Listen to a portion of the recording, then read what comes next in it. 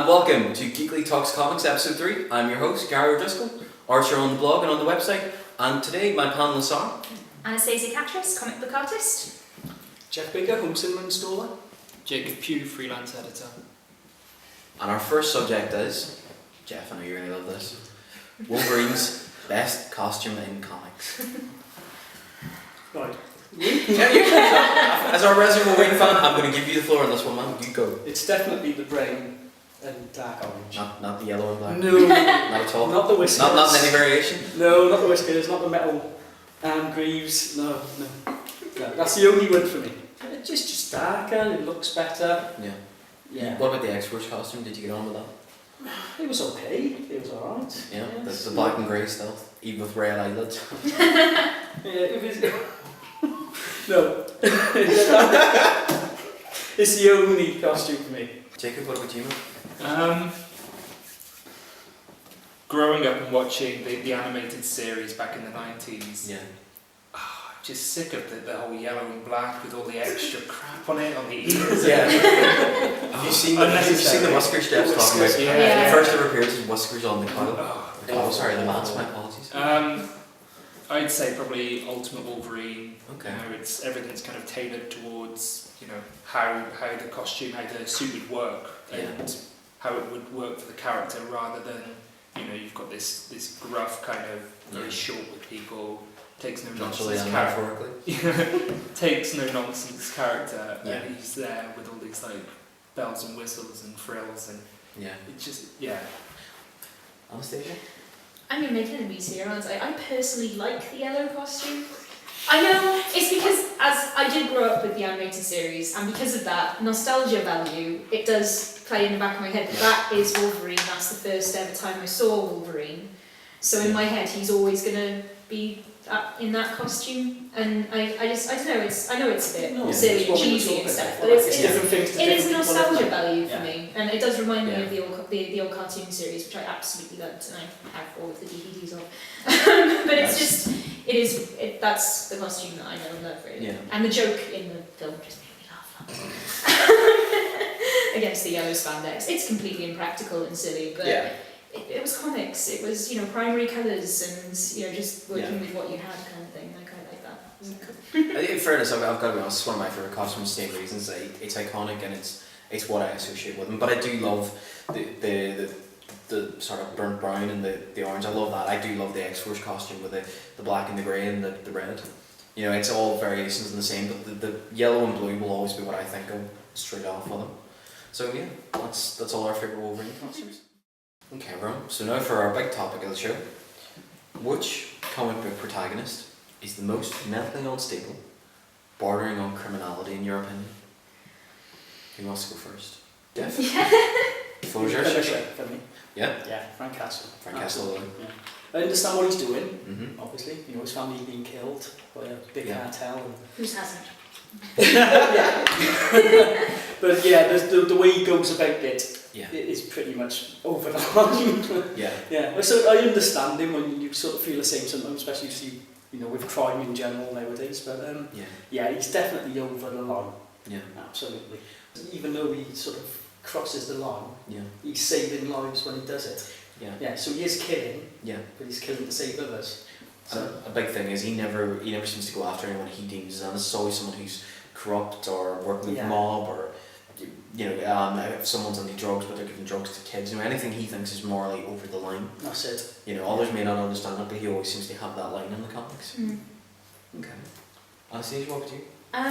One of my sort of, not so much, he's a protagonist, not a hero I would say, but definitely an anti-hero, would be Marv from the Sin City comics.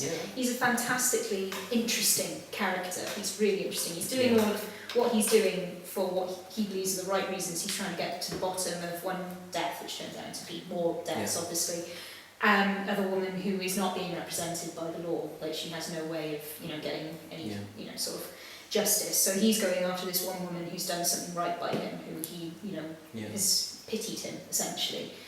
and he's doing it in a very, very violent way. Yeah. But one of the things that I love about it is that he's constantly going on about how he's got mental issues, you know, he's got these problems, he's taking these pills all the way through. You're not sure whether he's actually doing it for the right reasons, if this person actually existed, if it's all made up in his own head for his own weird reasons. And that's what I love about it, is that sort of blurred line of reality as to, is this us reading the justifications of, you know, someone who's mentally unstable as to why he's killing all these people, or is it an actual mystery that he's trying to get to the bottom of? And that's what I love about his character, is you're not really sure which side of right and wrong he's on. Yeah, I think for a character who's a protagonist but verge on mentally unstable, you know, criminally unstable, that is a good one, because even he's not sure. And again, it's taking him into the Frank Castle lines of how far he's willing to go to get to the bottom of this as well. This one person, that's right. That's all it is. It's one person, but this one person means the world to him. So it's you know, that sort of constant battle in his head, which is very interesting. Even her sister said to him, "Look, your job's done. You don't have to do this." And he said, "No, she was the only person in the world that was kind to me and showed me love." He's like, "That's why I have to do this." It's a view, wasn't it? Yeah. Not a view. Yeah, he has his vision. This is what he's going to do. And he says himself in the book, he said, "I'm too dumb to put the pieces together, but I've got to think. I've got all these puzzle pieces. I've got to put them together. I've got to work out what's happened." Jacob, what would you know? Who do you think? I'd go with Rorschach. Nice. Good choice. You know, I think that he gives the storyline great grounding, and I think that's really needed. And the way that it kind of his backstory develops, you know, at the start you're kind of thinking, well, this guy, you know, you're not quite sure where he stands, and he seems like a bit of a bastard. And then as it unfolds, and he starts piecing things together, and you start piecing things together. You can kind of see the motivation behind how he acts and how he goes about what he does, but at the same time, you're never quite sure what he's going to do next. You're not sure how he's going to handle a situation. That kind of question going back to of which side of good and evil is he standing on. Just thinking, like Marv, he's a character, he knows it's more like their road that's going to lead to his death. In fact, even Frank Castle as well.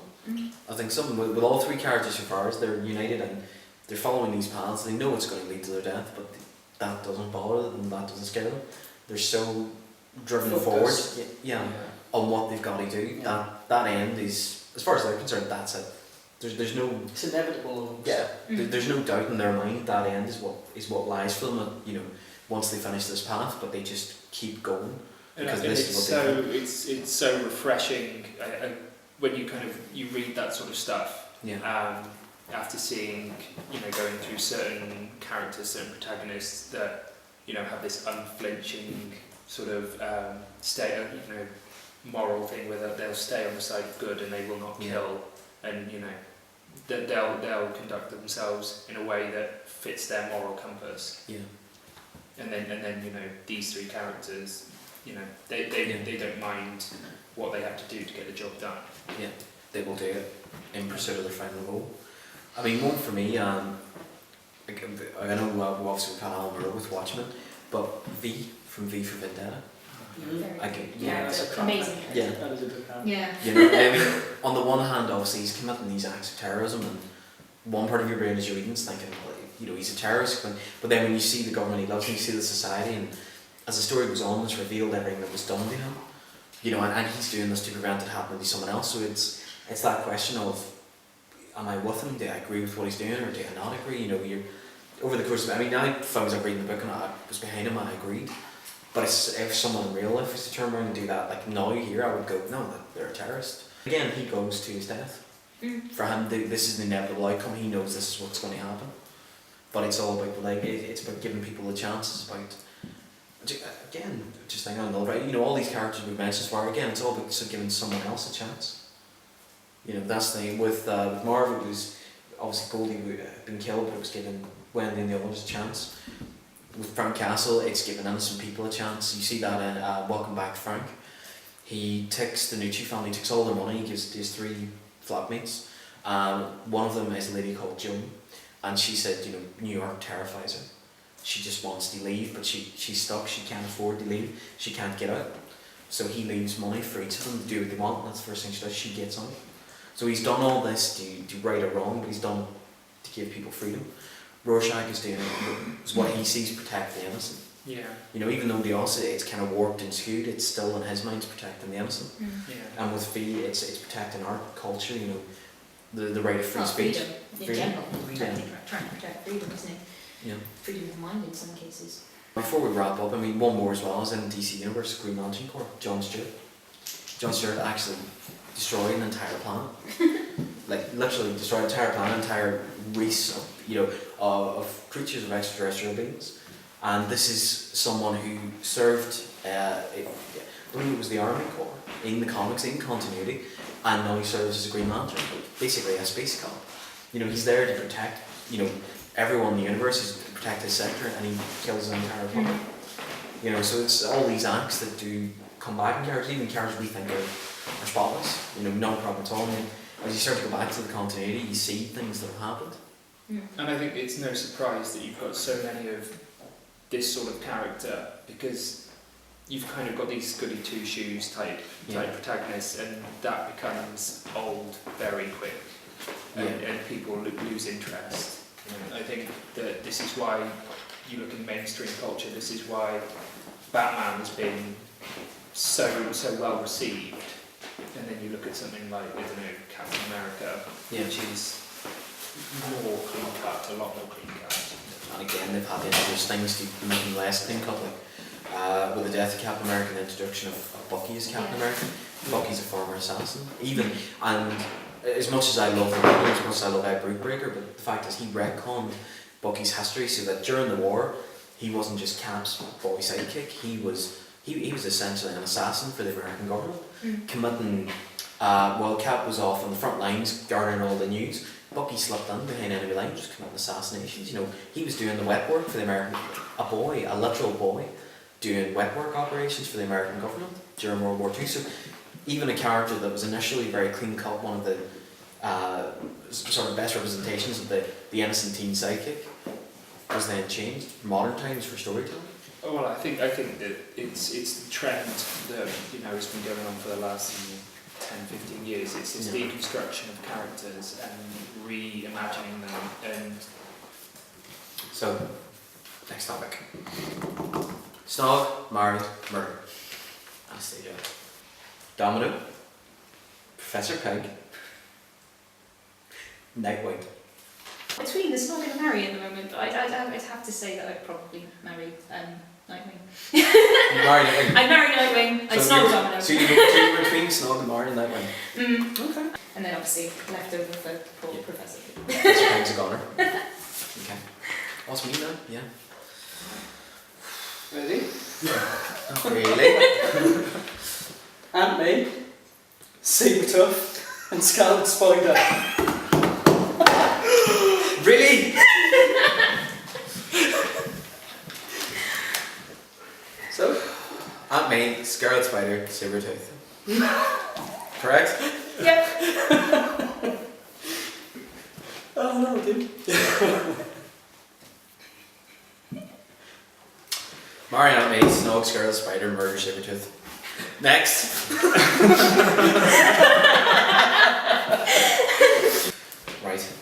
Jeff, are you ready? Yes. Snog, Mario, Murder. What? Wolverine. Rogue. Beast. Oh god. I'm not the only one got a furball at this stage. I got it easy. I'm not sure. I suppose Snog Wolverine. Right, okay. You'd only be the once. You'd only let me do that. Maddie Rogue. Yep. Murder Beast. Okay. There it is.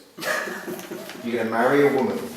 That's what I was about to think. I was just about to say the same thing. You're going to marry someone who will kill you if she touches you.